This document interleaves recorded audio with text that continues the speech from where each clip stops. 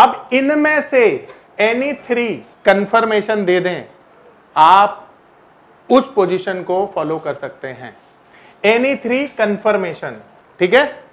और अगर आप पोजिशनल काम करेंगे तो सेटअप यही रहेगा, केवल टाइम फ्रेम बदल के 1 डे हो जाएगा, that's it. Investment in securities are subject to market risk. Please carry out your due diligence and read all the related documents carefully before investing. Channel को सब्सक्राइब करना ना भूलें और हमारे ताज़ा वीडियो सबसे पहले देखने के लिए बेल आइकन को दबाएं।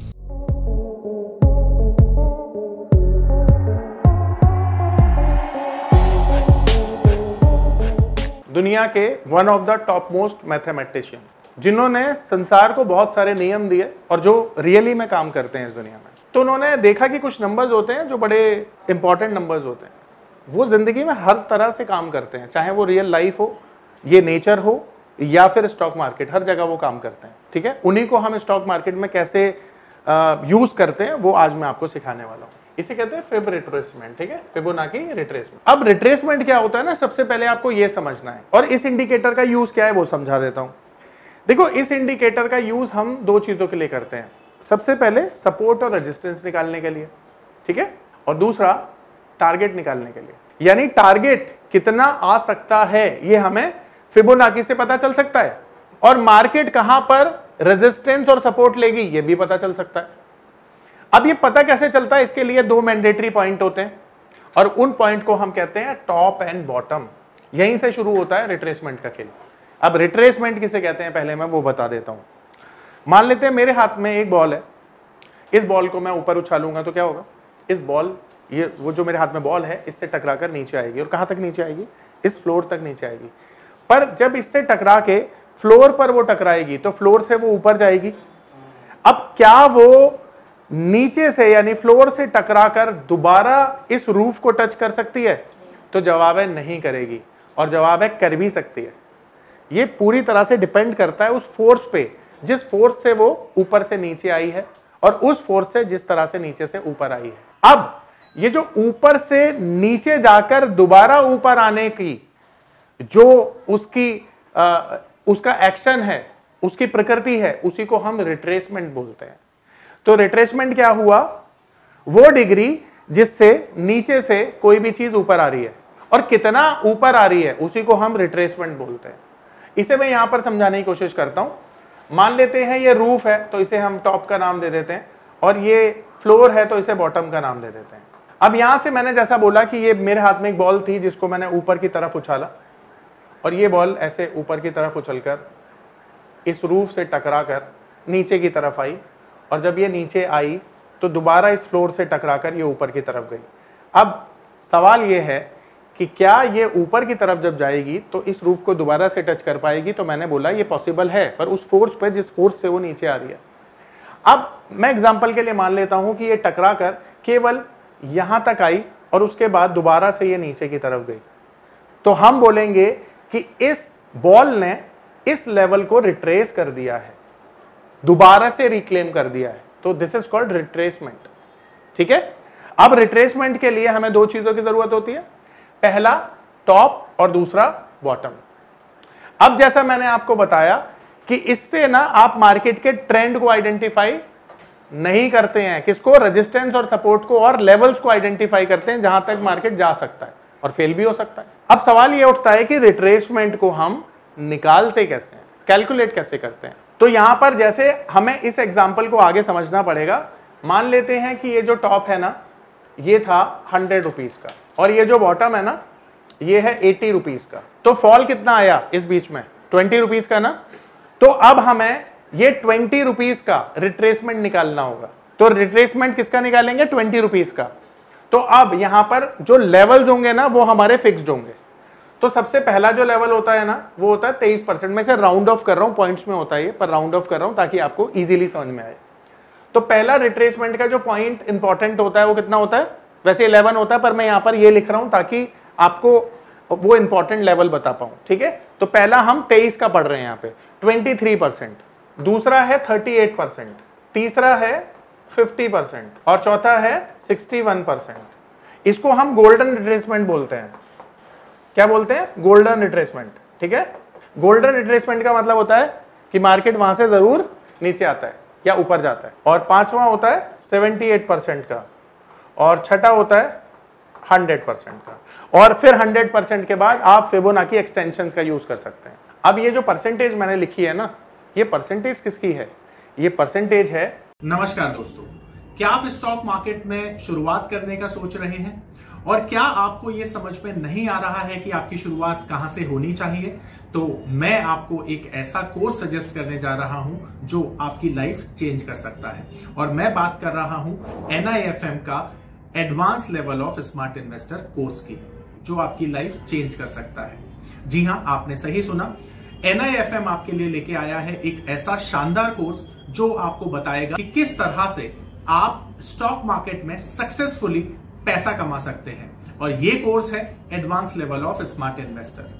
Advance level of smart investor course आपको हर छोटी से छोटी और बड़ी से बड़ी मार्केट की बारीकियों के बारे में जानकारी देता है, और ये सभी जानकारियां आपको इस मार्केट में पैसा कमाने में बहुत ज्यादा मददगार साबित होती हैं। तो इस कोर्स को करने के बाद आप मार्केट में सक्सेसफुल ट्रेडर और सक्सेसफुल इन्वेस्टर बन सकते हैं।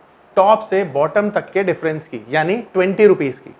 देखो फॉल कितना हुआ है, तो मैं जो परसेंटेज निकालूंगा वो 20 रुपीज का निकालूंगा ना। अब 20 रुपीज का 23% यानी 23% कितना होता है? टॉप से बॉटम का डिफरेंस जो कि है 20 रुपीज का।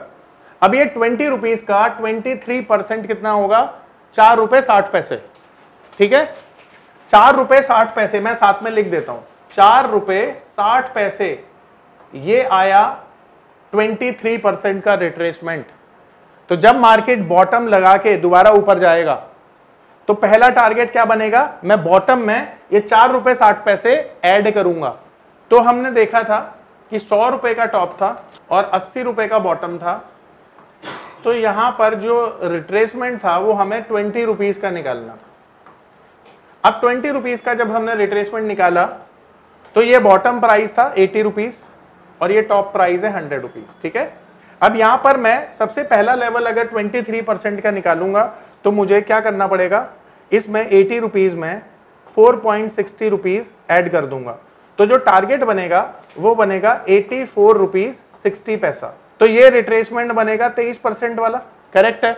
अब मार्केट में मान लीजिए ये लेवल अचीव हो गया आपके लिए, तो पहला तो ये आपका टारगेट भी था और दूसरा ये रेजिस्टेंस भी था कि अगर मार्केट मान लो इस लेवल के ऊपर क्लोज हो जाती है तो फिर वो अपना अगला लेवल अटेंड करेगा ना। तो अगला लेवल क्या है? 38% का। अब 38% किसका? अगेन 20 रुपीज का। तो 20 रुपीज का 38% कितना होता है? 7 रुपए 60 पैसे। तो अब यहां पर फिर से मैं ऐड करूंगा 80 रुपए में 7 रुपए 60 पैसे, तो डायरेक्ट लिख देता हूं 87 रुपीज 60 पैसा। तो ये मेरे लिए हो गया 38% का रिट्रेसमेंट। अगेन ये मेरे लिए टारगेट भी था और अगला रेजिस्टेंस भी था। अब इसके ऊपर मार्केट क्लोज कर देता है तो अगला लेवल क्या होगा? 50% का, जो कि होगा 90 रुपीज। ठीक है, अब ये हो गया मेरे लिए 50% का रिट्रेसमेंट, और अब 78% का रिट्रेसमेंट इसी तरह से आप निकाल सकते हैं। अब इसी तरह से रिट्रेसमेंट काम करता है। आई होप सबको क्लैरिटी मिल गई होगी। मैं यहां पर फिर भी लेवल लिख दूंगा ताकि आपको समझ में आए। तो जैसा कि हमने ये लेवल लिखा था, तो ये जो लेवल है ये आया 84.60, ये आया 87.60 और ये आया 90 रुपीज, और 61 का कितना आएगा? 92 रुपीज 20 पैसा। 78% का आ गया 15.6 यानी कि 95.6, और 100% का आ गया 100 रुपीज। आ रहा है समझ में? तो ये आपके रेजिस्टेंस भी हैं और यही आपके टारगेट भी हैं। अब आपके लिए इंपॉर्टेंट चीज ये है कि जब आप रिट्रेसमेंट निकालने की जरूरत नहीं होती, ये एक इंडिकेटर के तौर पर हमें रेडी टू यूज मिल जाता है। investing.com पे हम यूज करते हैं। अब यहां पर इंपॉर्टेंट चीज क्या है कि ये इंडिकेटर आप कब यूज कर सकते हैं? जब एक टॉप और एक बॉटम आपको टेक्निकल चार्ट पे ऑलरेडी मिल गया हो, तो लेवल्स के लिए और रेजिस्टेंस सपोर्ट के लिए इसका यूज किया जाता है। पर आप पहले से चाहें कि अगर आपको यह देखना है कि भाई मार्केट कहां तक गिरेगा, तो इसे उल्टा करके यूज कर सकते हैं। ठीक है, वो मैं आपको दिखा दूंगा कैसे यूज करते हैं। इसे सपोर्ट और रेजिस्टेंस के लिए यूज किया जाता है। मॉरल ऑफ द स्टोरी ये है। और हमें कैसे पता चलेगा कि मार्केट में और मार्केट ऊपर जा सकता है या नीचे? तो जब क्लोजिंग मिलती है हमें किसी भी एक रेजिस्टेंस के ऊपर, तो फिर अगला रेजिस्टेंस हम एंटिसिपेट करते हैं। ये कोई वो नहीं होता, डेफिनेट नहीं होता कि आना ही आना है, सिर्फ एंटिसिपेशन होता है, ध्यान रखना, ठीक है। तो ये रिट्रेसमेंट था, आई होप सबको समझ में आ गया। इसके यूज के लिए again I am telling you, top और बॉटम की जरूरत होती है, उसके बिना आप ये नहीं निकाल सकते। अब बात करते हैं कि इसे किस टाइम फ्रेम पर यूज करना है। देखो मजे की बात यह है कि इसे किसी भी टाइम फ्रेम पर यूज किया जा सकता है, पर आप फिर भी इंट्राडे के लिए 15 मिनट पर 15 मिनट का जो टाइम फ्रेम होगा वो इंट्राडे के लिए यूज करो, और इसका जो 1 डे है वो पोजिशनल के लिए यानी डिलीवरी के लिए यूज करो। बेस्ट टाइम फ्रेम यही है, ठीक है। सबसे पहले तो इसको मैं डेली पे यूज करूंगा, तो ये डेली टाइम फ्रेम है मान लिया, ठीक है। और एक टॉप की जरूरत होगी मुझे, यहाँ पे मैं यूज करके दिखा रहा हूँ आपको, बेस्ट यूज होगा इसका। यहाँ पे देखो ये टॉप है और ये बॉटम है। अब मैं इसे यूज करूंगा और यहां से मैं सेलेक्ट कर लूंगा, तो देखो ये फिबोनाची रिट्रेसमेंट आ गया, इसको मैंने सेलेक्ट कर लिया। तो अब मैं टॉप को यहां से कनेक्ट करूंगा, ये टॉप कनेक्ट कर दिया। अब इसको मैं स्ट्रेच करके नीचे ले जाऊंगा और बॉटम पर क्लिक कर दूंगा। अब ये बॉटम क्लिक हो गया। अब ये जो आपके सामने ये जो लेवल्स आ रहे हैं ना, ये कौन से लेवल्स हैं? ये लेवल्स वही हैं जो फिबोनाची के रेजिस्टेंस हैं और टारगेट्स हैं। अब देखो मार्केट ने जब बॉटम लगाया तो मार्केट ने पहला टारगेट 23% पे डन किया। इसके ऊपर जब मार्केट गया तो 38% पे मार्केट हुआ, और इसके ऊपर क्लोज हुआ तो आप देखो 50% पे मार्केट गया, 50 से फिर 61 पे गया, एंड देन 78% से मार्केट नीचे आया। यानी हर लेवल रेजिस्टेंस था। अब इसके ऊपर मार्केट क्लोज नहीं किया ना, किया क्या मार्केट ने क्लोज? तो मार्केट ने क्लोज नहीं किया, तो फिर जब मार्केट ने ब्रेक किया लेवल, देखो अब यहां पे नीचे जा रहा है मार्केट, तो ये सपोर्ट का काम करेगा। पर ये सपोर्ट ब्रेक हुआ तो मार्केट फिर अगला सपोर्ट लेगा, और अगला सपोर्ट ब्रेक हुआ तो फिर मार्केट अगला सपोर्ट लेगा। अब मजे की बात क्या है, मार्केट ने यही सपोर्ट लिया और यहां से फिर ऊपर गया, और जब मार्केट फिर ऊपर गया तो ये रेजिस्टेंस ब्रेक हुआ तो फिर मार्केट ऊपर जाएगा, और फिर मार्केट नीचे आया तो दोबारा से ये वाला सपोर्ट लिया मार्केट ने, और देखो फिर यहां पे ये रेजिस्टेंस फेस किया और मार्केट नीचे चला गया। अब यही जो लेवल्स हैं आप इस चार्ट पर देख सकते हो, निकाल सकते हो। आ रहा है समझ में? अब इसके यूज के लिए टॉप और बॉटम की जरूरत पड़ती है आपको, जैसा मैंने यहां पर बताया। ये टॉप और बॉटम आपको परफेक्टली मिलने चाहिए टेक्निकल चार्ट पे, तभी काम करते हैं। क्लोजिंग चाहिए, वो किस तरह का होना चाहिए? सबसे पहली चीज कि अगर आप इंट्राडे में काम करेंगे तो मैंने आपको पढ़ाया है कि सबसे पहली चीज आप 15 मिनट या 5 मिनट का चार्ट फॉलो करेंगे।